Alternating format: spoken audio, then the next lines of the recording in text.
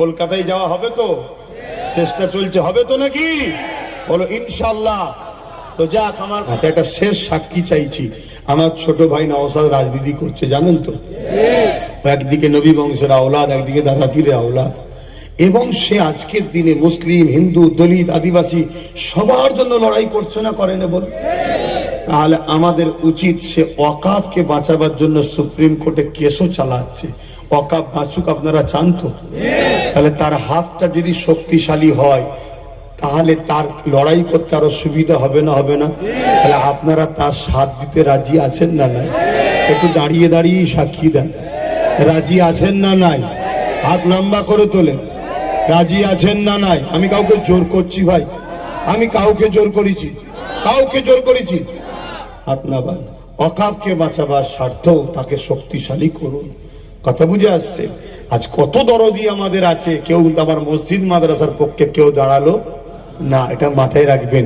এই ওয়াকাফের যে দুশ্মন আমাদের, সে দুশ্মন।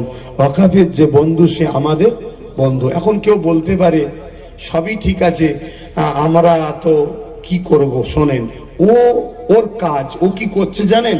ও আদিবাসী ভাইদেরকে বোঝাচ্ছে, যেখানে আদিবাসী ভাই বেশি ও বলছে আপনারা দাঁড়ান, আমরা বাকিরা আপনাকে সাথ দেবো। যেখানে দলিত বেশি, দলিতদের বোঝাচ্ছে আপনারা ক্যান্ডিডেট দেন, আমরা সাথ দেবো। যেখানে মুসলমান বেশি, আমরা দাঁড়াবো, বাকি তারা আমাদের সাথ দেবে। এইভাবে যদি চলা যায়, আগামী দিন বাংলা আমাদের দখলে আসবে না? আসবে না? এটা বোঝার চেষ্টা করেন। কেন এখন মুসলিম, দলিত, আদিবাসী, এসসি, এসটি, ওবিসি এই তিনটে সম্প্রদায় বড় বিপদের মধ্যে আছে। আরো অনেক গরিব বিপদে আছে। এই তিনটে সম্প্রদায়কে টার্গেট করা হয়েছে না হয়নি? আগামী দিন আমাদেরকে নির্মূল করে দেওয়া হবে। আমাদের বাচ্চারা ভালো ভালো স্কুলে পড়তে পারবে না, আমাদের বাচ্চারা চাকরি পাবে না। এর জন্য আমাদেরকে শক্তিশালী হওয়ার জন্য ওর পাশে দাঁড়ানো দরকার। কথা মাথায় ঢুকছে? আমি হুজুর জলসা করছি, ধর্ম প্রচার করছি, মসজিদ মাদ্রাসা করছি, কিন্তু আমার উচিত ওর সাথ দেওয়া দরকার। ঠিক তো? এজন্য বললাম, আপনারা কেউ কষ্ট পেলেন? কষ্ট পান না তো? আসেন, একটু দোয়া হবে, সকলে গায়ে গায়ে বসুন। বালাগাল ওলা। এত লোক বসে রয়েছে, প্রত্যেক জায়গায় কিছু কিছু লোক গন্ডগোল করছে। যারা এই গন্ডগোল করছো, তোমরা হয়তো মনে করছো যে আমার খেয়াল না। কাল বিছানায় পড়ে গেলে খেয়ালের ঘর কেটে যাবে। যখন বিছানায় জন ছেলে পড়ে যাবে, তখন খেয়ালের ঘর কেটে যাবে। কারণ এটা তুমি আমার সঙ্গে বিয়াদবি করছো না। আমার স্যার কি আছে? আমার তো হয়ে গেছে জলসা। কি হয়েছে না হয়নি? হ্যাঁ, এখন দুয়ার সময় লেবে লেবে না লেবে না লেবে মিটে যাবে। কথা বুঝে আসছো না? নাই। কিন্তু এই মাহফিলের সঙ্গে তুমি করছো, কমিটি একটা কালেকশন করছে, তোমার দেখা দেখি আরো 5টা লোক উঠবে, আরো 10টা লোক উঠবে। এটা অন্যায় না? অন্যায়? খবরদার এই বিয়াদবি করবে না। খবরদার এগুলোকে খেয়াল রাখবেন। শিক্ষা তো আমরা দেবো, ভুল হলে আমরা তো বলবো।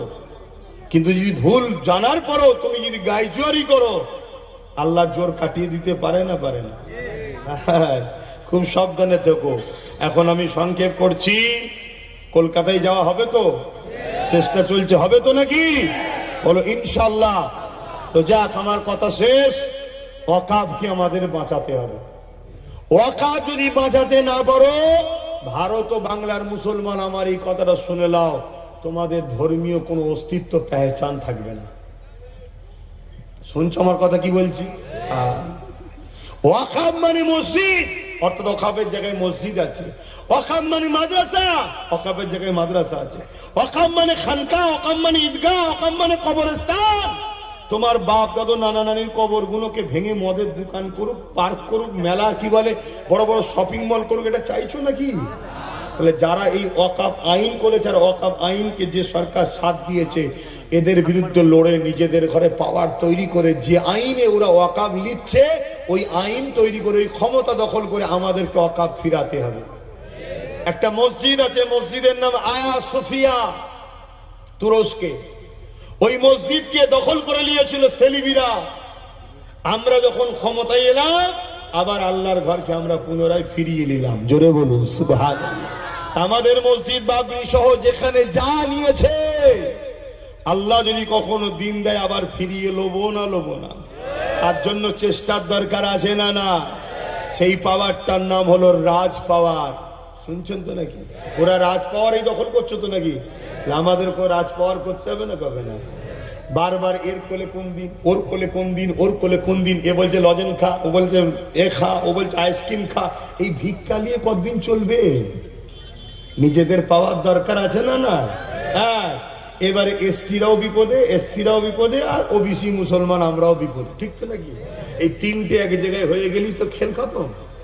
যেখানে এসসি বেশি তোরা সিট দে, যেখানে এসটি বেশি তোরা দে ভাই, হিন্দু ভাই দে, আদিবাসী দে, দলিত দে, আমরা মুসলমান সাথ দেবো। আর যেখানে মুসলমান বেশি আমরা দেবো, তোরা সাথ দে। তিন বন্ধু এক জায়গায় হয়ে গেলেই তো ব্যাস আমাদের হাতে সব। আজকে আদিবাসীরা বিপদে আছে না? নাই। তাদের জল জঙ্গল চলে যাচ্ছে না? যায় না? হাজার হাজার বিঘে জঙ্গলকে কেটে বড় বড় কোম্পানির হাতে তুলে দেওয়া হচ্ছে না? হয় না? এক তো দুনিয়ার ভারসাম্য শেষ হচ্ছে। তোমরা এসি লাগাতে পারবে তো ঘরে ঘরে? পয়সা আছে? তাহলে গরমের তাপমাত্রা এত বেড়ে যাবে, 60 ডিগ্রি 65 ডিগ্রি গরম হয়ে যাবে, হাফ বয়েল হয়ে যাবে। বাঁচবে কি করে? আব্বাস সিদ্দিকী বেকার বকছে? ইসলাম শুধু বলেছে নামাজ পড়ো, রোজা রাখো, দাড়ি টুপি পড়ো, আল্লাহ আল্লাহ করো। ইসলাম শুধু এইটুকু শিখিয়েছে না, ভালো মন্দ বিবেচনা করাও শিখিয়েছে। বাচ্চাগুলোর কথা ভাববে না, এগুলো কি হবে? স্কুলগুলো সব বন্ধ হয়ে গেল, তো তোমার বাচ্চাগুলো পড়বে কোথায়? বলো বলো, ভাবো এগুলো। আব্বাস সিদ্দিকী কিছু ভুল বুঝাচ্ছে? তোমার 2-5 মিনিট আর অপেক্ষা করার সময় নেই। এই তো হাজার হাজার লোক বসে আছে, কতগুলো 50টা 100 200টা লোক চলে যাবে, ঠিক তো নাকি? কেন কালেকশন করছে? কালেকশনটা কি আমি তুলে নিয়ে চলে যাচ্ছি? কিন্তু কমিটি বলছে, কমিটির জন্য এই কথা বুঝছেন না, বোঝেন না? এটা কোনো ঝগড়া করছি মনে হচ্ছে নাকি? আমি একটু ভাই জোরে কথা বলা লোক রে বাবা। আবার অনেকে বলে নাকি ছোটবেলায় মধু খাইনি আমি, ওই জন্য আমার কথাই নাকি মিষ্টি নেই বলে। তা আমি একটু জোরে কথা বলি, তা আমার ভাই ভুল করলে বুঝাবো না? এই অধিকারটুকু নেই, তাই তো বুঝাচ্ছি, ভুল করবেন না। আসেন, আমি সংকি বললে ও যা কেউ একজন বলেছে আমার কোথায় মধু আছে, আলহামদুলিল্লাহ। তো যাই হোক, আমি অনেক কিছু বললাম, কষ্ট পেলেন? আপনাদের দুশ্মন আমি, বাঁচাবার চেষ্টা করছি তো, কিন্তু হাত ধর দিয়েছি, ডুবছেন, ধরলে তবে তো তুলবো, ঠিক তো নাকি? আমি হুজুর জলসা মাহফিল করছি, আমার ছোট ভাইটা খেয়াল রাখবে, কথা বুঝে আসছে?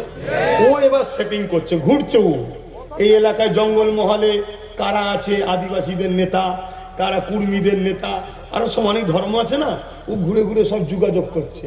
ভাই আসো, তোমার এলাকায় আমরা যারা মুসলমান 10, 15, 20 আছে না, তোমাকে দেবো। আর যেখানে আমার 40% আছে, তোমরা 10, 15, 20 আছো, আমাকে দাও।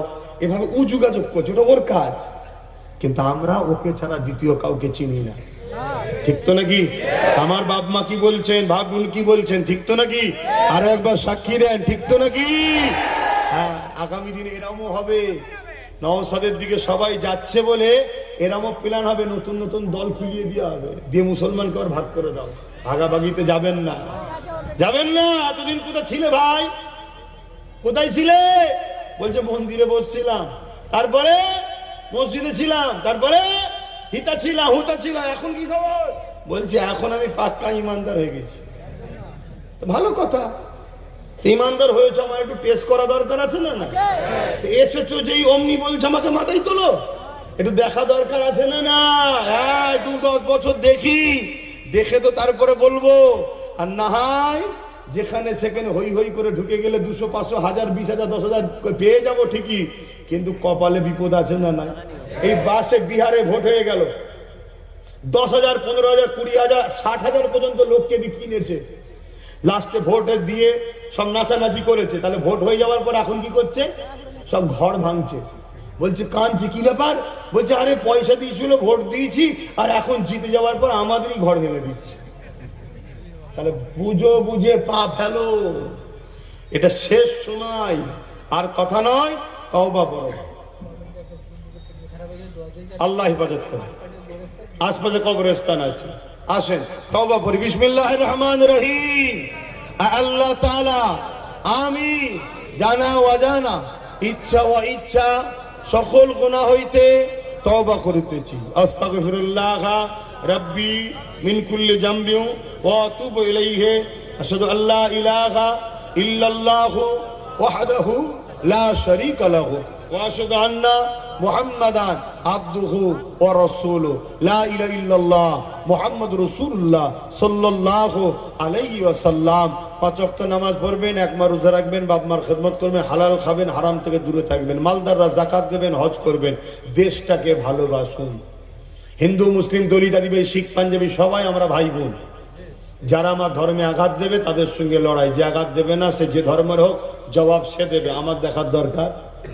আল্লাহুম্মা আমিন। আয় আল্লাহ, আমার আব্বা গুণ, আমার ভাই গুণ, আমার মা গুণ, আমার বোন গুণ, আমার যারা প্রতি বাচ্চা বাচ্চা ছেলেরা হাত তুলেছে আল্লাহ, সবার আশা বসাকে কবুল করিল আল্লাহ।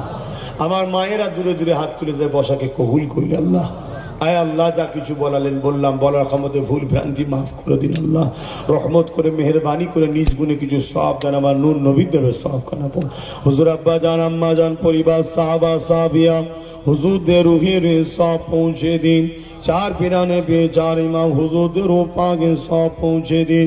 সুলতানে হিন্দ গরিবে নওয়াজ খাজা মুঈনুদ্দিন আজমি হুজুর পাকে সওয়াব পৌঁছে দিন। আমাদের সকলের মুর্শিদ কিবলা আওলাদে রাসূল সৈয়দনা আবু বকর সিদ্দিক ফুরফুরাবি দাদা হুজুর রূহ পাকে সওয়াব পৌঁছে দিন। দাদা পীরের 5 কলিজার টুকরা খলিফা হুজুরদের রুহের সওয়াব পৌঁছে দিন। আয় আল্লাহ, গ্রামে আপনি শান্তি দিন, রহমত দিন।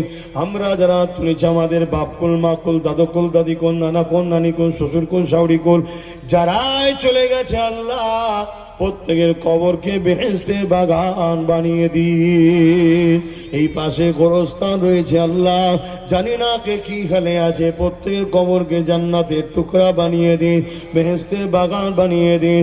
আয় আল্লাহ, আমাদের বাবা, ভাই বোন, স্ত্রী, বাচ্চা, সন্তান যারা জিন্দা আছে নেক হায়াত দারাজ করুন। ছেলে বুলে, বাপ মা, স্বামী স্ত্রীলে হাসি খুশিতে রাখুন। প্রত্যেকের অভাব অনটনকে দূর করে দিন। দুবেলা দুমুঠো খাওয়ার জন্য কারো দুয়ারে হাত পাতাবেন না। জালিমের জুলুম, কুফরি, মুনাফিকি থেকে হিফাজত করুন। তামাম বিশ্বে মুমিন মুমিনাত নরনারীদের জান মাল হিফাজত করুন। আয় আল্লাহ, আমার মাতৃ